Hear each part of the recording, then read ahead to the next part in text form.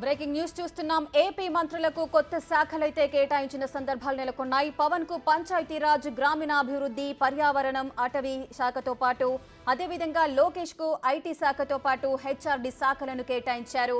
మొన్న ప్రమాణం స్వీకారం చేశారు మంత్రులంతా. వారికి కొత్తగా కొంతమందికి శాఖలనైతే కేటాయించిన బ్రేకింగ్ న్యూస్ మనం చూస్తున్నాం. పవన్ కళ్యాణ్ కు పంచాయతీరాజ్ శాఖను కేటాయించారు, గ్రామీణాభివృద్ధి శాఖను కేటాయించారు. అదేవిధంగా అటవీ శాఖలు కూడా పవన్ కళ్యాణ్ కి కేటాయించిన సందర్భాలు నెలకొన్నాయి. ఇక ఆయా శాఖల్లో పవన్ ఏ విధంగా ముందుకు వెళ్తారు అనేది చూడాలి. అదేవిధంగా లోకేష్ కు ఐటీ శాఖతో పాటు హెచ్ఆర్డీ. గతంలో కూడా లోకేష్ ఐటీ శాఖను నిర్వహించారు. ఇప్పుడు కూడా ఐటీ శాఖ రెండోసారి నిర్వహించబోతున్నారు. మనం ముందుగానే అనుకున్నాము పవన్ కళ్యాణ్ కు లేదా అనితకు హోంశాఖను కేటాయించే అవకాశాలున్నాయి మెండుగా అనుకున్నాము. సో అదే జరిగింది. పవన్ కళ్యాణ్ కు పంచాయతీరాజ్ శాఖను అప్పగించారు. ఇక అనితకు హోంశాఖను కేటాయించారు. అచ్చెన్నాయుడుకు వ్యవసాయం, సహకారం శాఖలను కేటాయించారు. కొల్లు రవీంద్రకు గనులు, ఎక్సైజ్ శాఖలు కేటాయించారు ఏపీ సీఎం.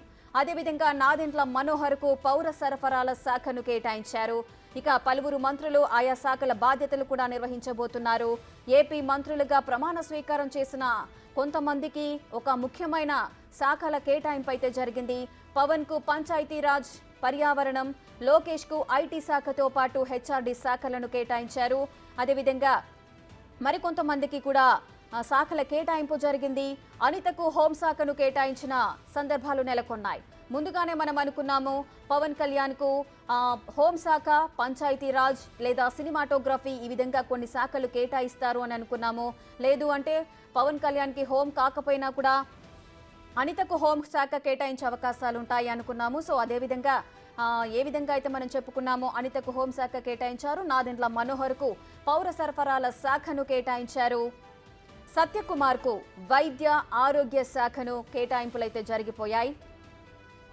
నిమ్మల రామానాయుడుకు జలవనరుల శాఖను కేటాయించారు.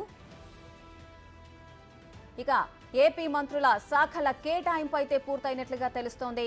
పలువురు మంత్రులుగా ప్రమాణ స్వీకారం చేశారు. ఆ మంత్రులందరికీ కూడా కొత్త శాఖలను కేటాయించిన సందర్భాలు నెలకొన్నాయి. లోకేష్ కు ఐటీ శాఖతో పాటు హెచ్ఆర్డీ శాఖను కేటాయించారు. గతంలో కూడా లోకేష్ ఐటీ శాఖ మంత్రిగా పనిచేశారు. ఇప్పుడు రెండవసారి ఐటీ శాఖ మంత్రిగా పనిచేయబోతున్నారు. అనితకు హోంశాఖను కేటాయించారు.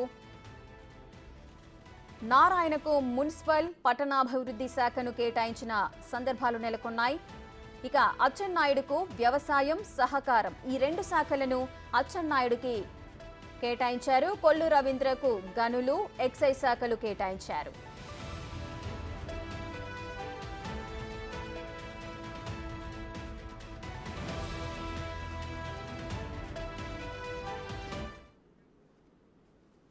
మరింత సమాచారం మా ఎగ్జిక్యూటివ్ ఎడిటర్ అశోక్ లైవ్ లో అందిస్తారు.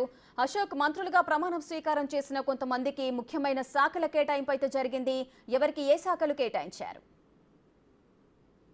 రాష్ట్రం మొత్తం కూడా ఎదురు చూస్తుంది ఏ మంత్రికి ఏ శాఖలు ఇస్తారు అని, పవన్ కళ్యాణ్కి ఏమి ఇస్తారు అని, హోంశాఖ ఎవరికి ఇస్తారు, ఆర్థిక శాఖ ఎవరికి ఇస్తారు అంటూ రకరకాల డిస్కషన్ నడుస్తోంది. దానికి కొద్దిసేపటి క్రితం ఏపీ ప్రభుత్వం శాఖల కేటాయింపుకు సంబంధించి అఫీషియల్గా లిస్ట్ అనేది రిలీజ్ చేసింది. అందులో ఆంధ్రప్రదేశ్ నాలుగోసారి సీఎంగా చంద్రబాబు నాయుడు మళ్ళీ బాధ్యతలు తీసుకున్నారు. సో ఆయన కింద జిఏడి ఉంటుంది, అంటే జనరల్ అడ్మినిస్ట్రేషన్ రెగ్యులర్గా సీఎం కిందే ఉంటుంది.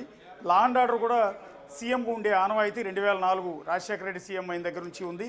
బేసిక్గా home and law and order రెండూ కలిపి హోమ్ మినిస్టర్ దగ్గర గతంలో ఉండేవి.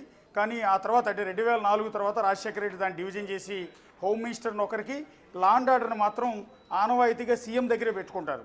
సో హోంశాఖకు మాత్రమే సపరేట్ మంత్రిని పెడతారు. అందులో భాగంగా ఇక్కడ చంద్రబాబు నాయుడికి జిఏడితో పాటు లా అండ్ ఆర్డర్ తీసుకున్నారు.